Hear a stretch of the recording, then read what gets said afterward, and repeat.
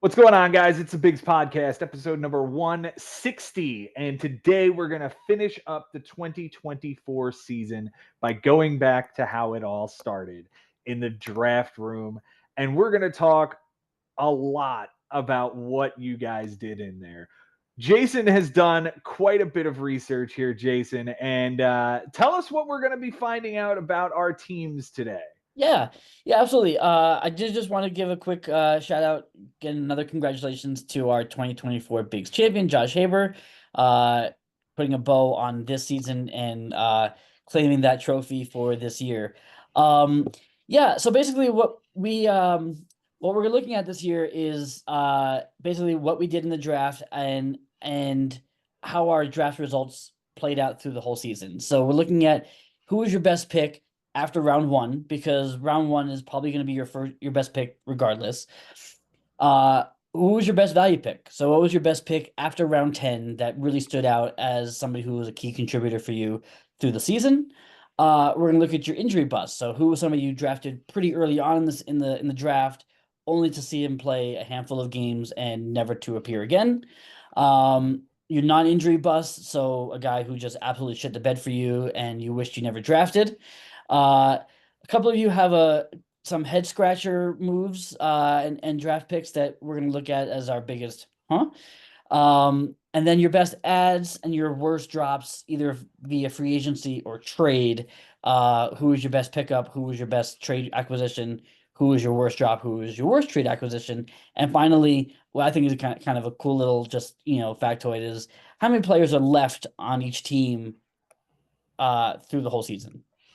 So at the end of the season, you'll know that you have so many guys on your roster. It averaged out that each team should have between 8 and 9 players from their draft based on how many teams. I just averaged it out of whatever number every team had left and divided by 16. So let's get this thing started just how we did back in March with Jimmy on the clock, and he goes 1-1. Ronald Acuna, and it's his injury bust of the season. Right off the gate. Yep. And kind of speaks to his team name, ouch, because that was an ouchie. Probably the injury bust of the league of the season. Mhm. Ronald Acuna, you're 1-1, and he played like I think 40 or something games. Like he just another ACL injury, another ACL tear, and it's a shame. It's such a shame. Very, very disappointing that this happens just 1 year after going 40-70. The guy Yeah. tears his knee apart, and who knows what he's going to be now with both knees worked on.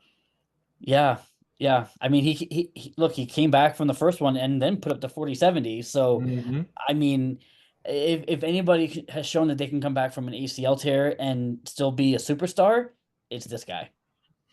Yeah. His best pick after the first round. We're talking about Chris Sale. We're talking about Chris Sale, 11th round, 161st overall, and the guy's a triple crown winner in the National League for pitchers. Don't think, after years of kind of, middling and injuries and not doing a whole lot, guy kind of came back out of nowhere to be one of the top pitchers in the game, and Jimmy reaped those benefits. He put up an unreal season for the Atlanta Braves. Fuck him. And is going to win the Cy Young. Like, congratulations. He was absolutely worth every Vaughn Grissom you could possibly send to the Boston Red Sox this Yes, year. yes, Absolutely every single one of them. all of them. His other best pick, his best value pick, which obviously was Chris Sale since he was taken in round 11. But for the sake of this exercise, let's get another guy up in here, Christopher Sanchez. Yeah, another left-hander, taken in the 14th round, 224th overall, and he had a really nice season for the Phillies. 181 innings pitched, by far a career high. He went 11-9, 153 strikeouts, a 3.32 ERA. Um, yeah, kind of came out of nowhere, and again, taken in the late middle rounds, and he was really fantastic. Yeah, he certainly took the rotation spot of one Taiwan Walker this year. That guy was an unmitigated disaster, but I digress. When we're talking about his non-injury bust, all right, are we done with Lubob? Like, I think is it over? uh, yeah, I mean, he still has all of the skills, right, to be that 30-30 threat, but especially if he's staying on the White Sox, I'm off on him. I'm out. 278 on base percentage this past year, a Oh, 224 batting average. Like, he's 27 now. I and like he played a full season, didn't he, this year? 425 plate appearances, 393 at bats. So Oh, no. no, so he still can't stay on the field. Right. He played 100 games this year. Yeah. He has played more than 100 games once in his career, Uh, yeah. and that was last year when he put up 38 homers and 20 steals. Yeah. No, if you're drafting this guy, you're drafting a hope and a prayer. Yeah. Yeah. And it's a shame. Yeah. He has all the talent in the world, just can't stay on the field. And speaking of not on the field, huh? Matt McClain in the 5th round? Yeah. He fifth round. I'm pretty sure that the injury he sustained in spring training happened before our draft. Granted, it may Mm, not have been declared a season ender just yet, but I think it was pretty serious right off the gate. So I'm sure that's a pick that Jimmy would like back. yeah. Obviously we never saw the guy, so it'll be interesting to see where he goes this year. Given that the crowded Reds infield and all the players that they have to feed there, but Mhm. um, don't know what to make of this kid. Now, I don't know how he fits into their projections going forward. Their infield is now pretty stabilized with all these young kids. Yeah, Christian Encarnacion Strand notwithstanding, like he could certainly play into this role as well. yeah. Um, yeah, I think there's a trade coming from Cincinnati. I think they're gonna finally clean up their infield, get rid of sell on somebody and move on and I get. feel like Jonathan India has been in trade talks for the last Mhm. year or so, so maybe he's a guy that they finally part ways with. Maybe, and then that paves a way for this kid to have a job. Yep. Maybe. We'll see. We'll see. The best ad that Jimmy had this year, Alec Burleson, the new first baseman of the St. Louis Cardinals. Yeah. He picked this guy up May 19th. He's the only manager in our league to own this guy. Picked him up May 19th and never dropped him. He played Yeah. him all year long, and the guy ended up with 21 homers, 78 RBIs on a bad Cardinals team. Even chipped in 9 steals. So yeah, and this he's only gonna get. I feel like this could be the scratch of the surface here. Like as he gets a little more older and a little more experienced, we might see a 30 home run season from this guy. Let me see these underlying numbers first, and then we'll see if there's a 30 homer bat in there. I don't know about all that. Yeah, I mean we'll I'll see. dive into it when I get to my first base rankings. I'm not gonna dive into it right Yeah. this minute. But I mean, Uh, he it wasn't a bad season, and for him to pick him up out of nowhere, it was a pretty good find. Yeah. The worst drop was Brenton Doyle, and that guy bounced around the league quite a bit before he really caught fire and was in that big trade midseason that we will talk about more later on in the show. Yep. 7 guys remaining from Jimmy's draft: Pena, Bellinger, Acuna, Sale, Sanchez, Cease, and Pablo Lopez. Acuna was dropped and added back, which I found interesting. He was never going to come back. It was just one of those statement. This was my first number 1 overall pick.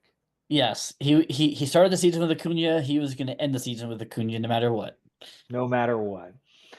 All right, we move on to our Bigs champion this year. Josh Haber had the number 2 overall pick. He took Mookie Betts. Mookie Betts battled some injuries, but overall put up a fairly decent season when healthy. Who was his best pick outside of round 1? It's Logan Gilbert. The guy has really solidified himself as the or an ace.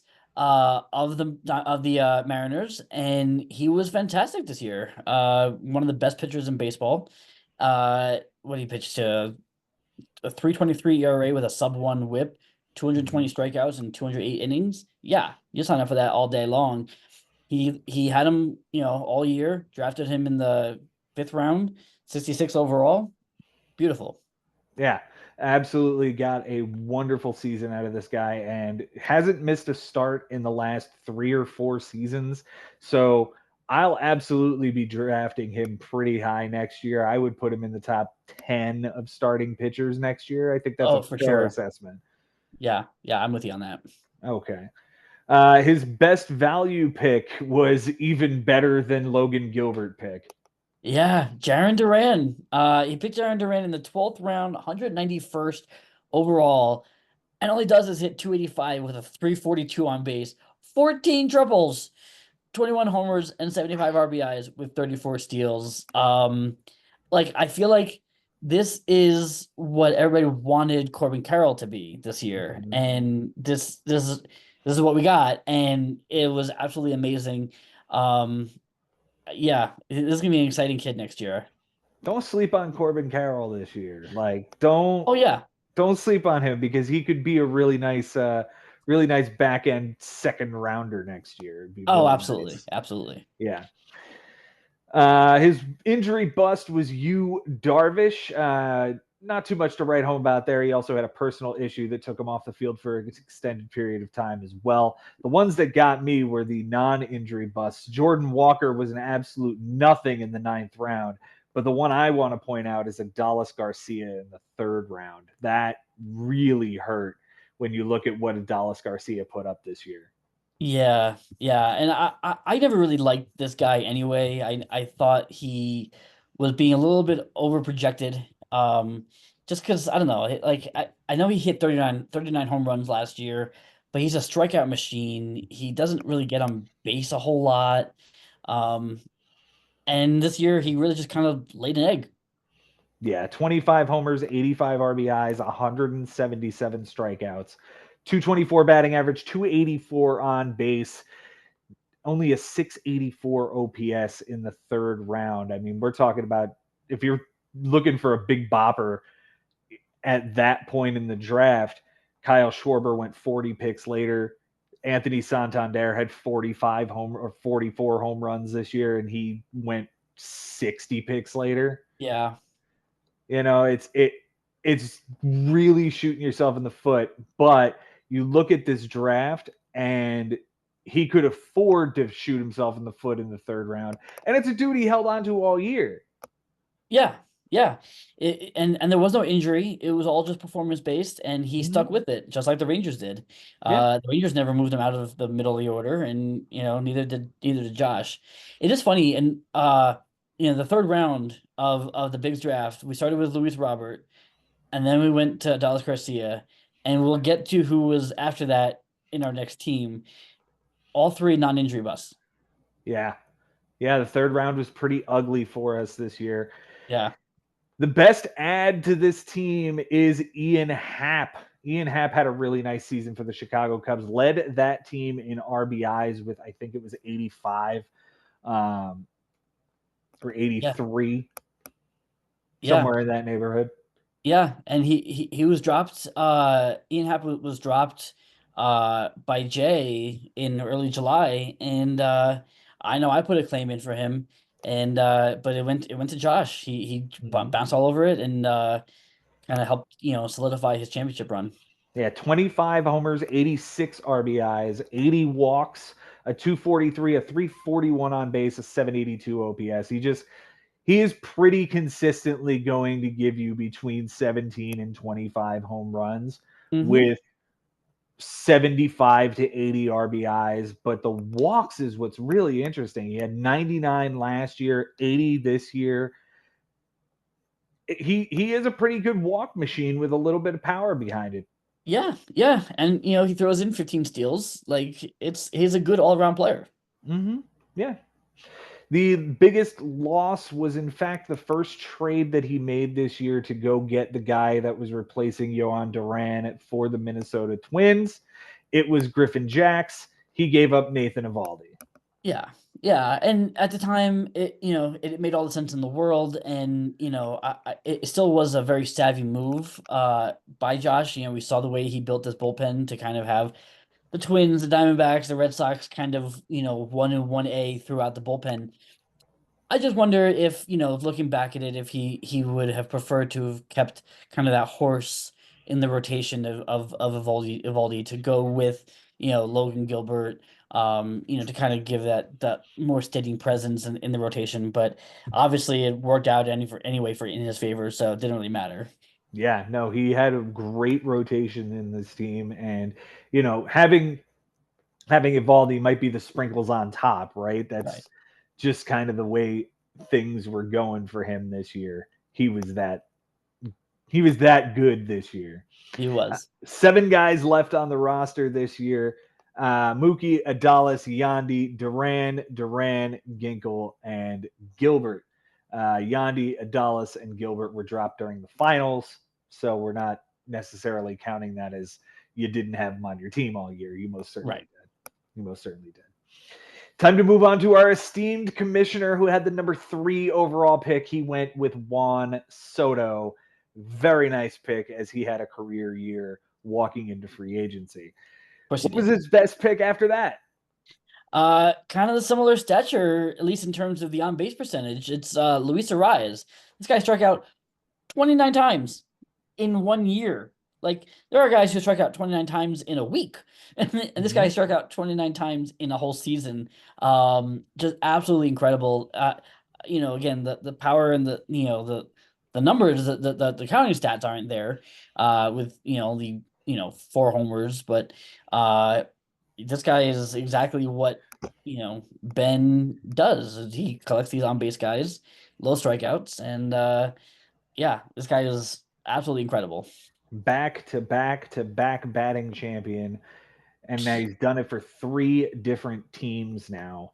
That's I think he's crazy. got a home in San Diego for at least the next couple of years. We'll see if they end up extending him any longer. After that, the best value pick after round 10 goes to Jack Flaherty, his ace in the 17th round, and he got himself a good one this year. He sure did. Yeah. It was his first I'm fact checking myself, but that was his first starting pitcher off the board was Jack Flaherty in the 17th round, and he was fantastic this year. He was good in Detroit, kicked it into a new gear when got traded to the Dodgers. And, yeah, when you draft your ace in the 17th round, that gives you the ability to kind of manipulate and manage the rest of your team, the rest of your roster earlier on in the draft. And that's exactly what Ben did. No doubt, no doubt. The rest of his rotation was Taiwan Walker, Miles Michaelis, and that's pretty much it. That's it. That's And pretty Taiwan much Walker, it. as you mentioned, was kind of banished He from was the awful. rotation. He was Yeah. awful. So, Taiwan Walker was awful. I'd be surprised if the Phillies didn't cut him. oh, I'm sure they will. It was bad. It was bad. But this is the way that, Ben kind of put this roster together. And, well, yes, he fell short. I think that it did kind of work out for most of the year. Something that would have helped him along the way is if Max Muncy doesn't get hurt. He's the injury bust here in the 6th round, right before pick 194. And yeah, Max Muncy put up good numbers while he was healthy. He looked like he was Max Muncy. He hit 230. He hit 15 bombs in half a season. He hit 50 RBIs in half a season. That's a 30-100 season if you extrapolate it. Yeah. It's not that I believe he could do that, but was 25 within range? Sure. He only Yeah. played 73 games. It hurts. And Nolan Arenado is the non-injury bust, so he just kind of struck out at third base this year. Nolan Arenado might be cooked, man. Yeah. And that's the third of the third round. So the third round of the draft was Lou Bob, and then Dallas Garcia, and then Nolan Arenado in that order, and all three of them are non-injury busts this year. The third round was haunting. Arenado, yeah. I don't know what to make of this guy. He's I hate to say that he's cooked because he's still on the younger side of life, but He's 33 now. yeah, so he's not he's not dead, but No. we're not No, seeing and he's going to have productive seasons in the future, but do I think that the 30 and 100 that he was hitting in St. Louis, let alone the 40 and 100 he was doing in Colorado, is ever going to come again? No. that. Yeah. No. But like, is he going to now be a 20 and 80 guy? And if he is, if that's who he is, he's not a third rounder anymore. No. No, he shouldn't be. Yeah. And if he's coming at a discount and I'm going to get him in round 8 rather than round 3, maybe I make that plunge. Especially because, third base is still kind of a very volatile position, which we'll get into. But yeah. Yes. Yes. Huh?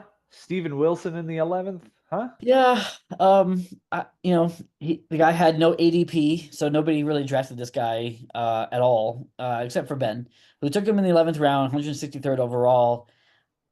I guess maybe he was supposed to be a closer potential for the White Sox, but that season didn't turn out very well for them, so there really was no closer at the beginning or the end. So Yeah.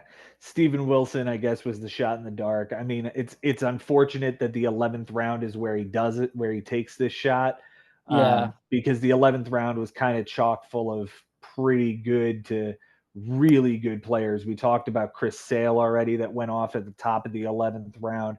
Uh, After that, it was Alec Boehm. I like Bryce Miller. I like Bailey Ober. I like Jorge Soler. There's a lot of really nice names in there. yeah, and even even if you're okay, like you probably could afford to take Steven Wilson in the 23rd round. He's gonna be there, and but you had even a guy like Will Smith was available, so you could have both Will Smiths. Yeah, that would have been great. Yeah, His best ad is CJ Abrams. I would tend to think that Ben would call this a disappointing season out of CJ Abrams, despite it being just kind of similar to last year with like 15 fewer steals. yeah, yeah. It was an interesting trade package that he sent over to Mike Sherman. He got back Abrams and Adam Ottavino and Nestor Cortez, and Abrams was kind of the big guy in the trade, and I think yeah, I really wonder. I'd love to know from Ben if he would do this trade again. Knowing that yeah, Abrams had a good year. It wasn't a great year. I don't think it was a bad year. It was just kind of middle of the road, you know. Yeah. Yeah, it was almost identical to his preview to the 2023 season. He had 20 homers this season, 18 last year, 65 RBIs to 64 RBIs, a 246 batting average to a 245 batting average. Yeah, he's pretty much the same guy. He just took a step back in stolen bases, and maybe he had something wrong with a leg. Maybe he just didn't have the opportunities to go any more than this. I don't know. Yeah. Yeah. But you gave up quite a few good pieces, and one of them is the worst drop slash trade, and it is Ezekiel Tovar. Yeah. So that trade, just to put it all into perspective, Ben got Abrams, Adam Ottavino, and Nestor Cortez. He trades Gavin Lux, Adbert Alzolay, and Ezekiel Tovar. And Mhm. Ezekiel Tovar, despite having 200 strikeouts and a low on base, I think this was a kind of a breakout party for him. 26 home runs, 78 RBIs, 83 runs scored on a really bad Rockies team. Um, yeah, I think there's something here with this kid. I don't think he's going to be, a superstar, but he seems like he has all-star in his future for sure. He could be a serviceable option at shortstop in a deep league like ours. I could see him being a starter, especially playing half of the games at Coors Field. If he's going to put up 25 plus homer power, maybe you can get a lineup around him, and maybe you could stretch that to 90 RBIs, Yeah. and maybe you could stretch it to 90 to 100 runs scored. Hopefully, I could squint and see it. I could Yeah. squint and see it. I mean, again, the Rockies are not, they're nothing to write home about, but they're starting to look a little bit more like a Major League Baseball team with these pieces, the Brenton Doyles. There are some pieces, even Brendan Rodgers. Like there are pieces that could make this into at least a team that could do something. Um, and if you have a guy like Tovar in the, kind of in the top or middle of that order, yeah, I can see him kind of being serviceable, as you put it. Yeah. 13 guys remain on Ben's roster from the draft. Soto, Arise, Smith, Blackman, Nimmo, Arenado, Santana, Muncy, Grichuk, Flaherty, Finnegan, Estevez, and James MacArthur. Yeah. If you're wondering, no, it is not the most in the league. We'll get to that team later on. Yep. We do move on to Cody Pyatt, who was in the first round, taking him some Corbin Carroll. After that, what was his best pick? It was his next pick, Gunnar Henderson. Guy was just absolutely ridiculous this year with a 281, a 364 on base, 37 homers, 92 RBIs, and 21 steals. Yeah, give me some Gunnar Henderson.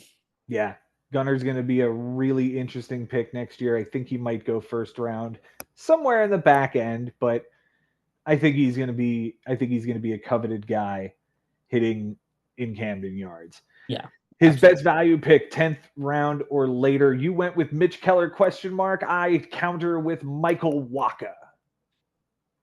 Yeah, but he didn't keep Waka Waka. Uh, Mitch Keller ends up on, back on his team, and hmm. like I do remember Mitch Keller, being his Cy Young a couple different weeks Mhm. throughout the season. But the guy still put together a pretty good season, 166 strikeouts and 178 innings, 425. Not terrible, not bad. But he drafted him in the 12th round. Like, it wasn't terrible. I just wanted to call attention to Waka's season because the man went 13-8 with a 3.35. Oh, I know, because I don't. he ends up on my team, and I was happy with that. Yeah, that's the third year in a row that guy has had 20 or more starts with an ERA of sub 3.5. And remember when this guy pitched for the Mets, and we were like, "Yeah, this guy's cooked." Yeah, we thought he was dead. Yeah. Yeah. Uh, all right. So he's good, apparently. I have to figure out where I'm going to put him in the rankings. No injury bust. This guy avoided the injury bug? As far from his draft, from the people he drafted, yeah, he really did. There was no real injury bust from Cody. Everybody that he maintained on his roster from the draft remained healthy. You look Hmm. at guys like Gunnar Henderson or Corbin Carroll or Aaron Nola. All these guys stayed healthy throughout the year. Yeah. Yeah, you're right. Quite a few. There are a few guys who got injured. Vinny Pasquantino immediately jumps off the page to me, but he was off of the team via a trade before he got injured. So, Exactly. yeah. Exactly. There was no avoiding Jordan Montgomery as the non-injury bust here in the 11th round. And after not signing for most of spring training and then having to ramp up into the season, God, he just looked like shit, didn't he? Yeah, it's such a shame because he was looking so good out of the, especially after that trade to the Rangers last year, uh, and what he did in the playoffs, But yeah, he was, I mean, a 623 with a 165 WHIP over 117 innings, which is, he only threw 121 last year, so he was right about where he was last year in terms of innings pitched, but the quality just was not there. Yeah. And I am fascinated to see what happens between him and the Diamondbacks this offseason. I don't know if he's pitched his last game for them or if he's going to be a D-back next year. He has a player option for Mm. next year, and the D-backs have already come out and said like we don't really want you to do that. Yeah, that's gonna Okay. be a fascinating case. Yeah. Yeah. Jordan Alvarez as the best ad. Yeah, that was an interesting flip of Ellie De La Cruz in this league, huh? Yeah, that whole trade scenario really kind of kind of sent waves through the league, I feel like Mhm. it was quite a big trade. Um, you know, and Ellie got moved again, and it was but Jordan Alvarez, I mean, he was, He was fantastic. great. And yeah, yeah. I mean, another 308 season, 35 homers, 86 RBIs, like I think he missed a little bit of time. I feel like he missed like a couple of weeks with something. he played 147 games, which Okay. is yeah, I No, mean that's a season. more than he's played each of the last 2 years at least. So he did miss time, but it wasn't a lot. Yeah. No, that's a great year out of him. Yeah. Fantastic. The worst trade here, we have Camilo Duvall and Tanner Scott being dealt away with Luis Heel for Alonso and Verlander. Yeah. And this happened on June 10th, and I remember Cody saying to me that I'm punting saves. And so he traded away Tanner Scott, who at the time was closing games for the Marlins, and Camilo Mhm. Duvall, who at the time was closing games for the Giants. And granted, I guess if you look at it now, like yes, Tanner Scott has become kind of just one of the bullpen arms of the Padres. Camilo Duvall lost his job with the Giants. But at the time of the trade, uh, in the middle of June or the early June, we're in the middle of the season. Like, Mhm. I wonder if he had, kind of kept with the saves, if he didn't punt saves, if maybe we would have seen him go deeper into the playoffs. I'll be honest, him getting Pete Alonso was pretty surprising and impactful to plant that guy right at first base. It's It really made his offense, especially once after he got Julio, um, Mhm. to pair and Jordan Alvarez. Yeah, that offense definitely did get very, very fierce. Yeah.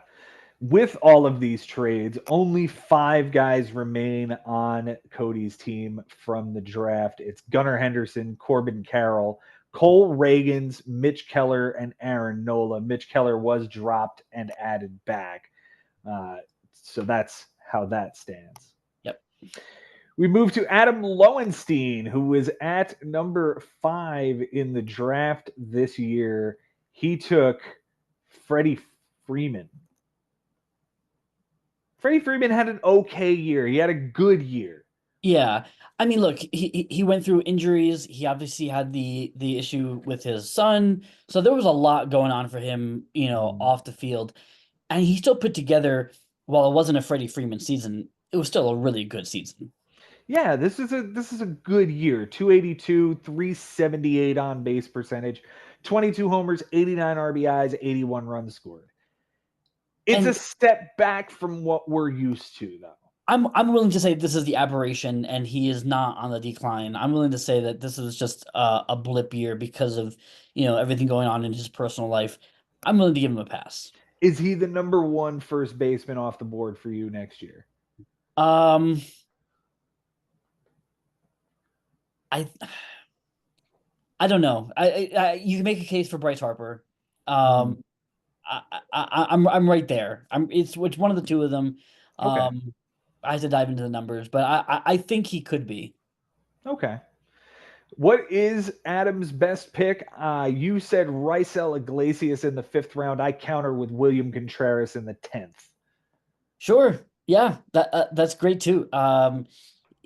Contreras was fantastic. Rysel Iglesias though was like a really big piece of his bullpen, especially after he then found Devin Williams. We'll get to him in a little bit.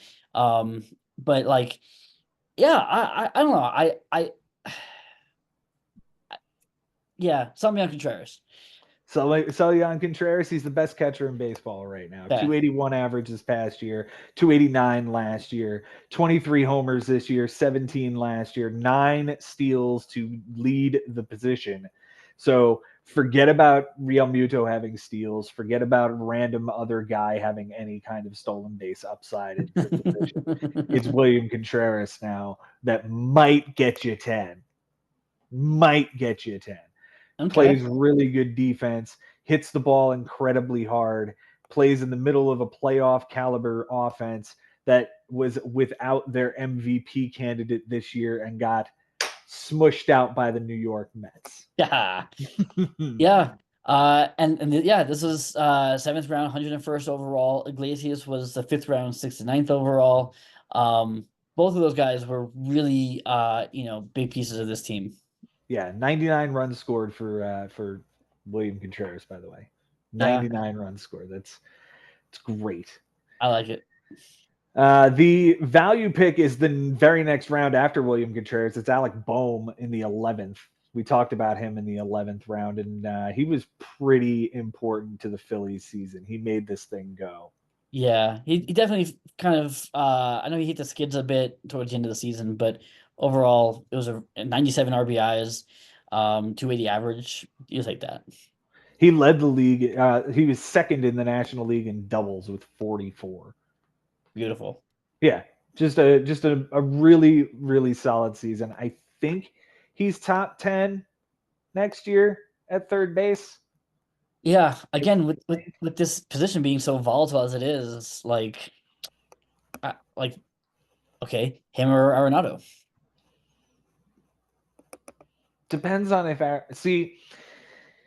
I just have this sinking suspicion Arenado's not going to be in St. Louis next year. Yeah, So if he is, boom, because I like the lineup more. fair. But it's close. Yeah.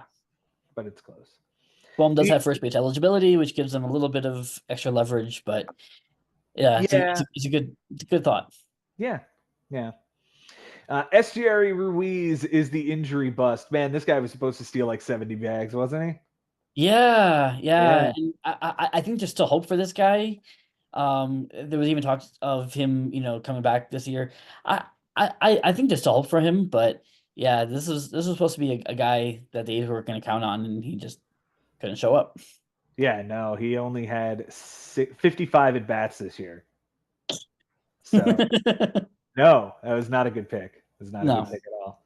No. Bo Bichette is the non-injury bust. What a terrible season for this guy. Yeah, and the third round once again. Oh my goodness. Yeah, We were terrible in the third. Yeah, this was what the fifth pick in the third round, and and by the way, the fourth pick of that round was Michael Harris, who had a great season, but also was injured a lot too. So yeah, third round was not fun for the Bigs. No, the third round was a slog, as they say. The best ad for Adam is Brent Rooker. This guy, Yeah, 293 batting average, 39 home runs, and 100 and something RBIs. I had his line memorized because it was so out of nowhere in Oakland that I'm like, if he gets traded right now, they're gonna get a haul. yeah, and imagine a team like Seattle who's desperate for offense, Yeah. Something like that. I could totally see. But then imagine you're drafting this guy next year. Where are you drafting this guy next year? I don't know if I Because am. now this is two straight 30 homer seasons out of this guy. Yeah, and now they're gonna be playing their games in Sacramento. Yeah, It has to be better than Oakland, right? Right. Like it has to be more hitter friendly than Oakland, right? It can't get much worse. Exactly. But okay, but not only did he have 39 home runs, he hit 293 and scored Yeah. 82 runs on a shitty A's team. So it just came out of such nowhere. Yeah. In terms of the bigs, so he bounced around. Mike Haber had him for a bit, but Adam picked him up on June 18th, and kept him for the rest of the season. And it was a really really good pickup. Who saw that coming? Obviously he did. Yeah. He had a 30 homer season last year. This is a 30 homer bat. Okay, I'm gonna try it out for a while. The dude goes off for 39 this year. Insane. Unreal. Worst drop is going to be Hunter Brown. Yeah, he had a really good year this year, and I was kind of surprised to see him hit the waiver wire. Pulling it up, he Yeah, he dropped him. He drafted him in the 12th round, Mhm. and then dropped him on May 11th. And the guy went, he won 11 games for the Astros, 3.49 ERA, 179 strikeouts, and 170 innings. Like he was, That's a serviceable arm. yeah, That's and a middle of your rotation guy. yeah, and playing on the Astros, he was on a contending team all year long. Yeah, he Yeah. ends up on Jay's team, and Jay goes to the finals. So hmm hmm 11 guys remain on Adams' team from the draft. William Contreras, Freddie Freeman, Jose Altuve. Is that that's not Hunter Riley Green. Green. Riley Green, Alec Boehm, Yusei Kikuchi, Raisel Iglesias, Orion Keckering, Nick Pivetta, Joe Musgrove, and Grayson Rodriguez. Yeah. All right, we move to Mike Haber's team, who drafted 6th overall, got him some Aaron Judge, and we all know what happened there. Yep. Mike was off to the races the second Judge fell to 6. Seriously, Crazy. like the upside of Aaron Judge is what we saw this year. Yeah. And there's nobody even in his stratosphere when he's healthy and performing like this. Right. And I mean, for all, we look back at it, the whole season, it was the Judge and Soto show. So he was Mhm. really doing this without a whole lot of protection around him. And he just had, obviously an unbelievable season. Yeah, absolutely ridiculous, bonkers video game season. Pick whatever superlative you want for the Yes. AL MVP. It's 58 homers, 322 average, a 458 on base percentage. Yeah, he's nasty. He's Video game. nasty. Yeah. Video game. But also Uh, nasty was his best pick. Uh mhm, Outside of round one, Emmanuel Clase, he got him in the 4th round, and we're looking at, he's going to get Cy Young votes, if not the award, in the American League. He was mhm. outstanding. He wasn't great in the playoffs, but uh, an 0.61 ERA and an 0.66 WHIP in almost 75 innings. Yeah, Talk about yeah. video game numbers. 47 saves. Yeah, Absolutely insane. Now, yes, his playoff appearance notwithstanding. yeah. Uh, But I mean, this guy is top of the money. class, and Money. to get him in the 4th round, 59th overall, well done. And then paired it with Robert Suarez in the 10th as his best value pick right there. Yes, Well done. Well done. yeah, That's a bullpen, sir. yeah. Well, and we talked about it all year about how he, kind of put this bullpen together. He ended up guys with Lucas Ursich and Ryan Walker and Hunter Gaddis and like all these guys that like are right up there in the top of the pecking order for bullpens. And Mhm. then Robert Suarez in the 10th round was just a great, great pick at 2.77 ERA, 36 saves for the Padres. Hell yeah. Oh, yeah. Really, really great season there. The injury bust goes to Shane Bieber, which is a real shame because he's entering free agency now, and who knows what he's going to get as far as a contract is concerned. Yeah, yeah. It'd be interesting to see. I mean, was it Tommy John? It was Tommy John, right? Mm, Yeah. So he's probably out until, May or June anyway. Um, right.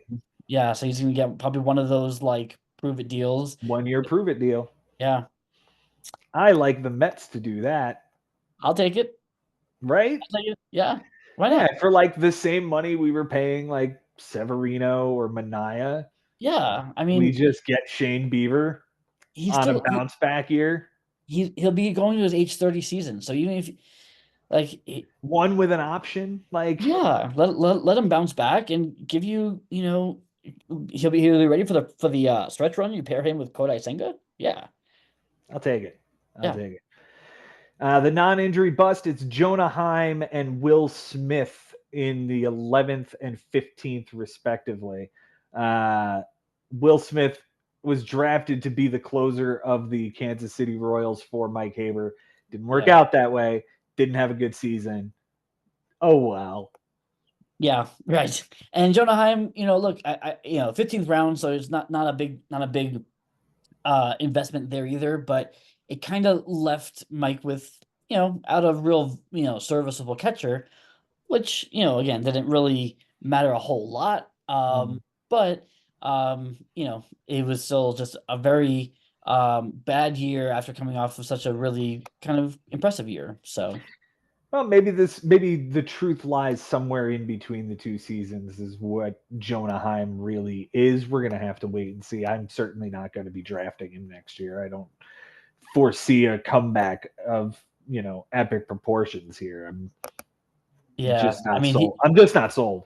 he slugged 438 last year, and his career slugging is 381. So Yeah, yeah, I'm probably not gonna touch that, but I can see him being, kind of a, end of the draft kind of dart throw. yeah. Huh. The Christian Encarnacion Strand pick in the seventh round, Mike. Huh? Seventh round, 102nd overall. He'd already drafted Christian Walker as a first base only option, and Christian Encarnacion Strand is also first base only. And I don't know that there was really, the Reds had Spencer Steer, and they had, all these other guys. There may not have been playing time for this kid, and then he Mhm. goes and gets hurt anyway. But I just wonder why this pick after already drafting Christian Walker did you need to get another first base only option? Yeah, interesting question. The best ad this year was Ryan Walker, the new closer of the San Francisco Giants. He picked Nice. him up on April 3rd, so well early in the season, well before Ryan Walker Wow. even sniffed the closer job in San Francisco. Who knew that Camilo Doval was gonna like fall apart the way he did? But it didn't matter for Mike because once he did, he had the go-to guy. No doubt. No doubt. And he was SP eligible, which is always the Yes. most delicious kind of closer. Hmm. Luis Heel is the worst drop. We see this guy hit up again. And I guess I'm going to have to wait and see what happens tomorrow night in game 3 when he's going. But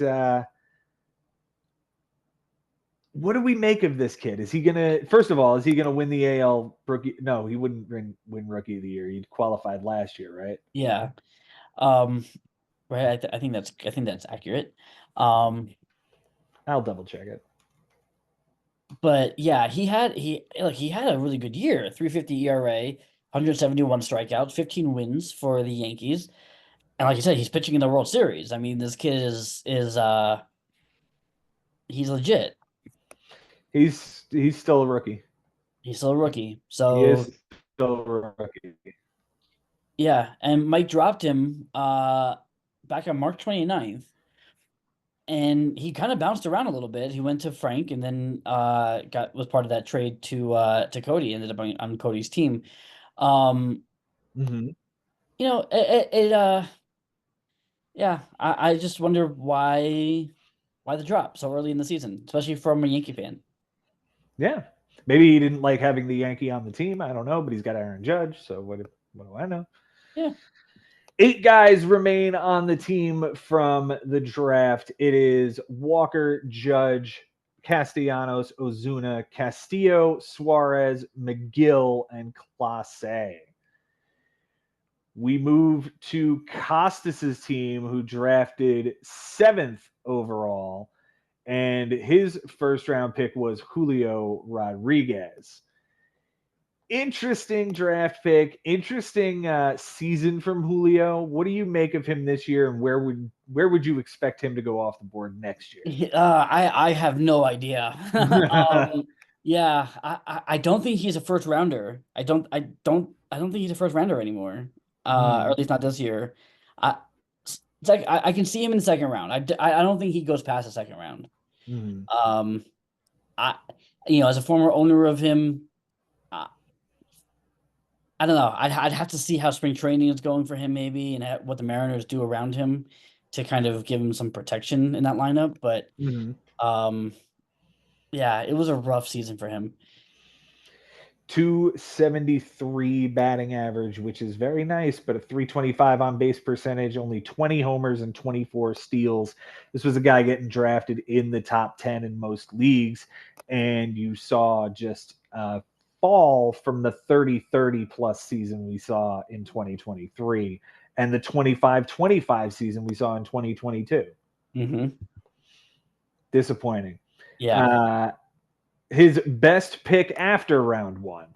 Well, so I have it as Tariq Skubal, but he traded he maybe it's Christian Yelich because Yelich like at least stuck around the team until he got hurt. But like it okay, his top picks: Julio Rodriguez, Francisco Lindor, George Kirby, Jordan Romano, Christian Yelich, Tariq Skubal, Yuri Perez. None of those guys remain on the team for No, like so Yelich, I guess, probably has to be the guy because he at least stayed on the team until he got hurt in August. So I mean, yeah, I guess it's it Yelich. was it was not a great draft, and he traded off a lot of his top draft picks very early on in the season. Lindor and Kirby to use specifically. Jordan Romano, I believe, went to Jay. Jay, yeah, Yeah. and Skubal was part of that trade with Cody. Hmm. Granted, I mean, Skubal, I think is going to win the Cy Young. He should win the Cy Young. Yeah. Um, but he's not on Costas' team anymore. Right. So yeah, it was a But very when else are we going to talk about this? The guy who was going to win the AL Cy Young. yeah. So you got to mention his name, but I think if you're going by the boundaries of staying on a manager's roster, I guess it's got to be Yelich at this point. Mm. The best value pick does not exist. A lot of the guys down here either struggled or were dropped outright rather quickly. Yeah. Um,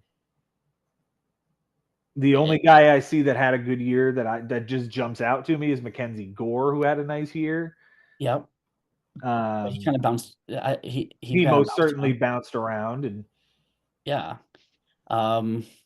Yeah. It was and look, it was a rough draft, and it was kind of a rough season for mhm. Costas finishing in 12th place. So, I don't know if it's a one for one, but it was Torkelson was not did not work out. No, You know.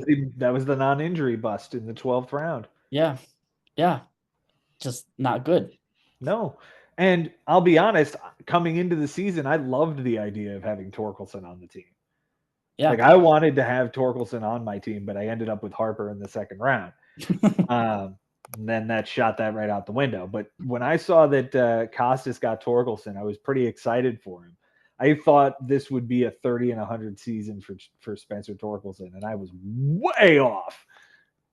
So were a lot of people. Yeah, yeah. Yeah.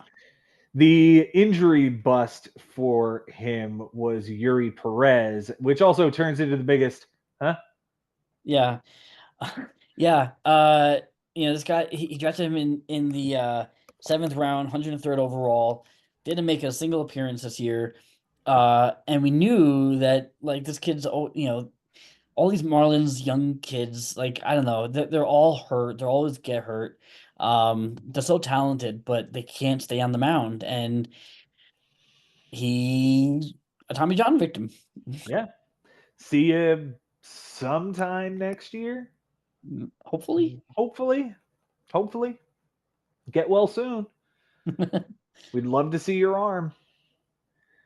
The best ad of the season. This is where we give the flowers to Brenton Doyle. This Yes. is 30 stolen bases, 23 homers, 72 RBIs, 82 runs scored with a very respectable 260 batting average.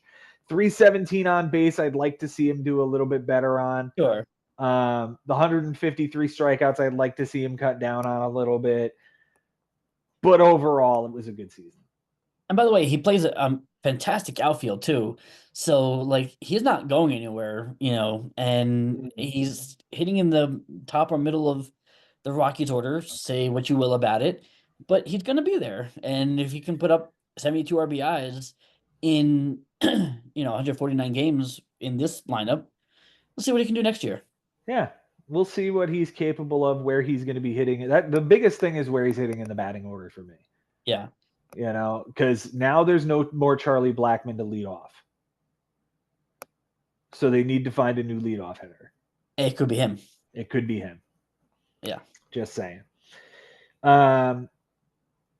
Francisco Lindor is going to be the worst drop from the team. Yes, you get your second place MVP guy and captain of our beloved Mets as the worst drop off of his team in the trade to you. Yeah. Again, I imagine something he'd want back, but it worked out for me. Mm-hmm. 3 guys remain on Costas's roster. That is the fewest from the draft. Josh Lowe, Brandon Pfaadt, and is that Dustin Hoffman? Is that No, it's not. It's actually Jeff Hoffman. Jeff Hoffman? Of course, it's Jeff Hoffman. All right. We move on to Bobby's team. He drafted 8th in the first round and took Kyle Tucker. And Kyle Tucker is going to be his injury bust of the year because he had a deep bone bruise that was actually a fracture that cost him, what, 2 or 3 months? Yeah, and I knew it. You had to know it. Like, I owned Kyle Tucker in another league, and I'm sitting here going, where is he with this bone bruise? Like, I'll play with a bone bruise if they want, but Mm-hmm. clearly had to be more than a bone bruise for him to be missed. Yeah, like 2.5 months. And look, I mean, the Astros still made it to the playoffs even without this guy, but Mm-hmm. that's a big piece for Bobby to be missing for the majority of the season. Yeah. First round pick. Yeah. I mean, he made up for it with his second round pick, which is going to be his best one. It is Vladimir Guerrero Jr. And I'm going to make the argument that this needs to be the first guy at first base next year, Vladimir Guerrero Jr. We Yeah, kind of knew it all along that this guy was good and that a season like this could exist. Man, I would have loved to get him for Bryce Harper this year. That would have been really delicious. But I digress. He had a tremendous season, hit 323 with 30 homers, 103 RBIs, and 72 walks. Good for a 396 on base. my only thing with him is like I feel like we've seen this season before, and then he kind of tailed off Mm-hmm. for a Mm-hmm. couple of seasons, and then had this bounce back. Which yes, it was a fantastic season. I'm just worried about kind of the inconsistency. I'm hoping that it's for real. And that this is the real deal. I'm just worried about, kind of the 274 and the 264 that we've seen the last couple of years. Yeah. No, I can agree with you that the batting average is a little bit middling in those 2 middle years, but even at its worst, it was 26 homers and 94 RBIs. Like he's pretty much the safest dude on the block right now. I'm going to be drafting him very high next year. I feel like he could be a first round bat. I And by the really way, he do. has third base eligibility again. So Yeah, he does. that Yeah, he that does. definitely gives him again a bit of an advantage. Yeah. His best value pick goes to Jordan Westberg, 23rd round. Yeah, it's a guy like up the off the heap at the end of the draft. And while yes, he missed time after getting hit in the hand, he was very good for as a rookie. And I Mm-hmm. remember like when he made the club and Jackson Holiday didn't, and I think there was a bunch of like why 264 the 312, 18 homers, 63 RBIs in just over 400 at bats. Like it Mm-hmm.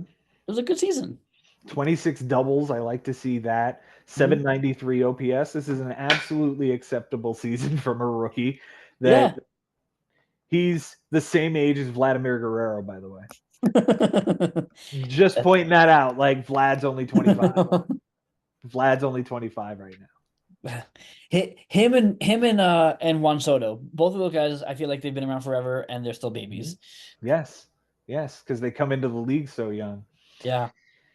Bobby Miller is the non-injury bust for Bobby Russo this year. Man, that guy was not good. No, no, and he held on to him all year long, Mm-hmm. despite throwing to a 8.52 ERA in 56 innings. Yeah, I don't think you need to hang on to that guy, Bob. No, no, Just saying.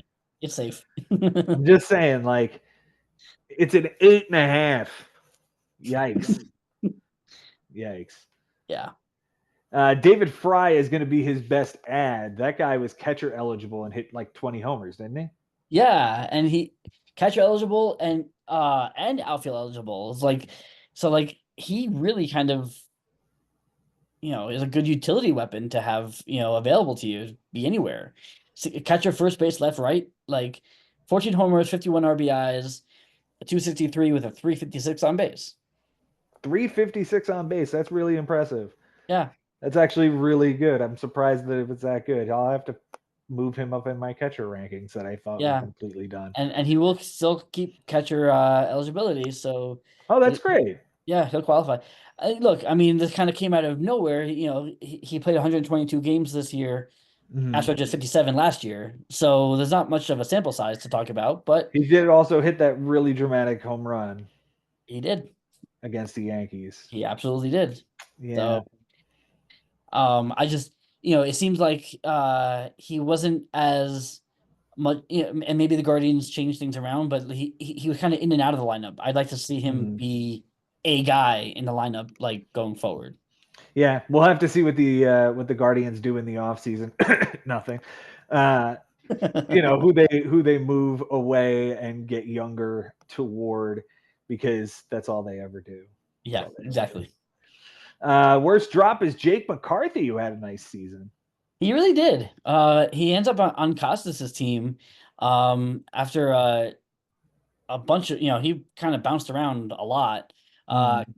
Costas actually owned him first, but it was Bobby that dropped him back in the middle of June, and I think that's kind of when McCarthy really kind of picked it up. Mm. Alex Thomas was kind of not doing much, and McCarthy 285, 8 homers, 56 RBIs, and 25 steals. Triple eligible across the outfield. And Mm. yeah, he's somebody I like going forward in 2025. Fast little bugger, 98% sprint sprint speed percentage, 29.8 feet per second. Yeah, the 285 is gorgeous. The 749 OPS is, in fact, rather solid. I just wonder if he's going to get full time playing time next year. I think they will have room for him, but Corbin Carroll, Lourdes Gurriel, who am I missing? Alex Thomas, I guess, and Alec Thomas and him. Yeah, yeah, I and guess that's that's kind it. of yeah, that's really how it was, going into the year. And I think McCarthy kind of took it. Okay. 15 guys remain on Bobby's roster from the draft. He in fact, does have the most in the league. So it's Vlad, Bregman, Frelick, Tucker, Tucker. Cronenworth, Kwan, Wilson Contreras, Webb, Jason Adam, Andrew Kittredge, Joel Piamps, Daniel Hudson. Who the hell's Kingman? Just King, Michael King, Oh, man. Michael King, man. And Tyler Bibby. And that's not Andrew Miller. It's Bobby Miller. Oh, it's Bobby Miller. We talked about him having his 8.5 ERA. Yeah, and he kept him all year long. That's insane. Frank Bucco, welcome to the program. Glad you're listening. We appreciate you every time. Yes, we do. Um, he drafted ninth overall and got Shohei Ohtani on a 50-50 season. Goodness. Yeah, I mean, good for him. And here Just we are. he needs a position. Yeah, he needs it. Listen, he's nobody's ever going to do that again. No, And the fact that he's going to pitch next year is just ridiculous. but like for Yahoo Fantasy specifically, because those are two different individuals, it makes it Mm-hmm. kind of interesting to rank those. Yeah. I would have Otani in the middle of the first round, just Yeah, like where he went this year. yeah, I could understand him going a little bit higher. but there are guys that I will put in front of him that maybe I shouldn't, but they play a position, and that matters. Yeah. So I You tend know, to agree with you, but I'm still going to be drafting him in the middle of the first round. yeah. It really does it makes you have to really think about how you're constructing the rest of your roster because you're not taking him out of the utility spot. Mm-hmm. So you can't draft two first base eligible people, or it's you just have to be careful of how you're constructing your roster, knowing that you have a spot you can't use. Right. It's it's just a way to build and construct a team. The only championship team that I took to a the only team that I took to a championship matchup this year was an Otani build, and I got Otani in the second round Okay. behind Kyle Tucker. It was pretty insane. Yeah. Yeah. Oh, and I It's lost, interesting. by the way. Huh? I didn't win a single championship this year. Oh, Yeah, I lost in that final. So rough. yeah, it was a tough year. It was a tough year. Like I said, I've been off on a few things. Like I'll point out where I was off on things, like uh, Spencer Torkelson, for example. Yeah. Um, Jackson Merrill is the best value pick for Frank in the 17th round. What is that? 265 overall. This kid might just get NL Rookie of the Year if it's not for Paul Skeens. It's going to be a fun. I'm very interested to see how the Rookie of the Year voting ends up with uh Merrill and Skeens and Jackson Churio, the two Jacksons. Mm-hmm. Um, I'd love to see. I know. I think Merrill is going to win it, but the voting is going to be very interesting. I think, and yeah, for Frank grabbing this kid in the 17th round and thankfully held on to him all year long. Mm-hmm. Great pick. Yeah, I think he learned his lesson from Gunnar Henderson last year. And I think he held on to this kid and was like, no, I'm going to hang on to this kid all year. This is my rookie, and I'm going to run with him. And he started hitting, and this Hmm. kid never stopped. Oh, 292 on the season, 326 on base, 24 homers, 16 stolen bases. I mean, he was great. Fifth round next year, sixth round next year. he does lose the shortstop eligibility that he had this year, which was, Mm-hmm. you can plug this kid at shortstop and be cool. But I don't think that's really gonna really hurt him much. Yeah, fourth or fifth round sounds right to me. Okay. All right. His injury busts, he had two. You pointed out Jesus Luzardo in the sixth round, and I'm just going to throw Kodai Senga up there and remind everybody that he didn't pitch very much this year All from of the one game. 14th round. Yeah. Yep. He was supposed to be out for what, like a couple of weeks in spring training? Yeah. And then he's like, I'm not throwing it right, so I'm considering myself not healthy, and he just kind of stayed down until July, and then Mm-hmm. tripped And back then going backwards, and then that was that. and then we got him in the playoffs. Yeah, for The what that matters. non-injury bust goes to Marcus Semien, who did not have a very good year, but he played every single game again this year, so he's got that going for him. Yeah, 237 batting average, 100 runs, but only 74 RBIs and 23 homers. and we spoke about Adolis Garcia. The Rangers kind of disappointed as a team, and I think this kind of Mhm. really you look at what these guys did last year and the year before, so where he ended up this year, very big disappointment. Him or Ozzy Albies next year. I'd probably take a healthy Ozzy Albies, Okay, interesting. but it's a fair point because Semien plays 162. Mm-hmm. Albies, you're lucky if you get 90 sometimes. So Mm-hmm. it's a risk. It's a risk. I'd have to look at the numbers, but I'd probably take knowing going into the season a healthy Ozzy Albies. I'd probably take him. Okay. His best ad and acquisition comes from me. It was Ronaldo Lopez. You're welcome, Frank. I'm so glad you enjoyed him this year.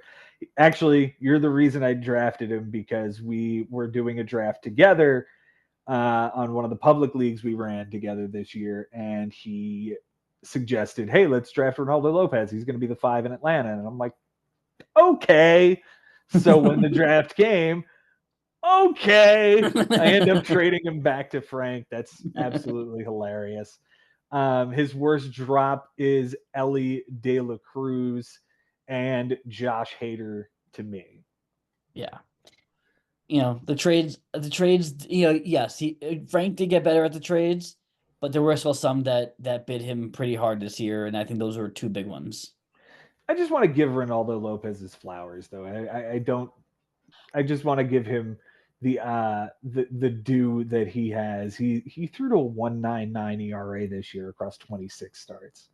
Yeah, after being kind of the laughing stock of this league for 2 or 3 years, like this is a remarkable season. Whatever they figured out in Atlanta worked. Now the question is, where does he go in the draft next year? Because I'll be damned if I'm going to chase that this year. I got him. Where did I get him in the draft? You got him 18th round, 18th round, 277th overall. 277. Yeah. I don't think he's going that late, but I don't know how much higher he's going to go than that. He is locked in with the Braves, so he's Yeah, not he's not going. going not going anywhere. Yeah. Had a good year.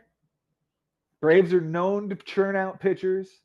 They're going to have a new spot in the rotation open anyway because Max Fried's leaving. Yep. So even if you were concerned about his rotation spot, there's the rotation spot that's open for him. He'll be 30, so like He's not age is not a problem. it's What just if they just figured something out with this guy? right. Like what's in the air in Atlanta that made this work? Because like, gosh, I, he threw 135 innings. Like that's more than the last two seasons combined. Mm-hmm. Um, yeah, To a sub two. up to yeah, Absolutely insane. yeah, I have to give him his flowers. absolutely. I agree. Only 4 remain on Frank's team from the draft. It was Shohei, Semien, Jackson Merrill, and Charlie Morton. The team we move on to is Ari Nisman. He drafted in the 10 spot, and he took Fernando Tatis Jr. Yeah, and Injury again this injury. year. But obviously, once he came back, like He was great. he was great, but only 102 games played, so he missed a big chunk of the season. Mm-hmm. But coming back to 21 home runs, 49 RBIs, 11 steals, extrapolate that over a full season, and you have a Tatis season. Yeah, he was. He didn't live up to first round value. No, no, definitely not. I just wonder if he's still a first rounder. And I was kind of sour on him being that high anyway. Mm. Um, you know, it, yeah, it wasn't. He still made the All Star team, which is incredible. um, on a loaded Padres team, I'm kind of surprised Mm-hmm. at that actually. Yeah. Um, yeah. Do you think he stays in the first round? He's back into the first round now. He was 10 here. I suppose he could be somewhere around the wheel and you could feel comfortable with it. I mean, in 2023, so going into the draft, he had 25 home runs in 141 games. He hit Mhm. 21 this year in 102. And this is coming off of the 2021 ridiculous season. Yeah, after missing 2022 with the suspension. Right. So Is this just the new norm, 20 to 25 homers? And the steals just absolutely plummeted. Now, maybe that has something to do with the injury, yeah. Um, but from 29 to only 11 this year, his OPS, everything else ticked up a little bit. yeah, his Everything ticked OPS up a went bit. up. Yeah. Yeah, I don't Yeah, know. I could see him being back into the first round, 13 Yeah. through 16, somewhere over there. Yeah, I could too. His best pick was going to be Rafi Devers. Devers had a great year. He did. He really did. And I know it's kind of a disappointing end for the Red Sox, but 28 home runs, 83 RBIs, a 272 at Devers. That's in line. That's what you're going to get from Devers, and he's as solid as a third base as you can get in this very volatile position. It's Jose Ramirez and company, and Mhm. so if you don't get Ramirez and you get Devers, you're safe. Yeah. His best value pick goes to Sean Manaea, who was just fine as the Mets ace this year. You might even say he was maniacal. Oh my goodness, sir. You are maniacal. 23rd round, 362 overall to a 347 ERA with 12 wins, 180 strikeouts or more. Yeah, Well and you done. think of where he was, before he fixed his arm slot, that 347 ERA could have been a lot worse. Oh yeah, absolutely. Absolutely. He was a mess until he changed that arm slot. Uh-huh. Injury bust goes to Yoshinabu Yamamoto in the third round, Third number round, 42nd 42. overall. And I had him too in a couple of leagues, and I felt that bug too. He ended up with 18 starts. He was solid. But again, that third round just bites the bigs. Mm-hmm. We were bad in the third round. Seems Interestingly enough, the next round was Ari's injury bust, a non-injury bust rather, is Paul Goldschmidt at 55. And are we seeing Father Time finally getting to Goldie? It's 30. He's 37 now. Yeah, I really think I know he's not ready to hang it up yet, so there's going to be another year of Goldschmidt somewhere. Mhm. Um, I just like this is probably what we should be expecting from him is a line like this: 245, 22 homers, 65 RBIs. Not a terrible season, But then he's Reese Hoskins, man. Right, Like, exactly. that's all he Right. is. Yeah. Exactly. It's not a horrible season, but it's not fourth round material, and it's not what you are used to when you see Paul Goldschmidt's name. Yeah, and why have the strikeouts ticked up so much in the past few years? Like, why are the walks down so much this year? Yeah. Everything is trending in the wrong direction for me. I don't even think I'm going to touch him next year. Oh, I'm not. I won't go near him. No. Felix Bautista, he had Tommy John, huh? Yeah, but uh Ari still decided to draft him in the 24th round, which okay, whatever.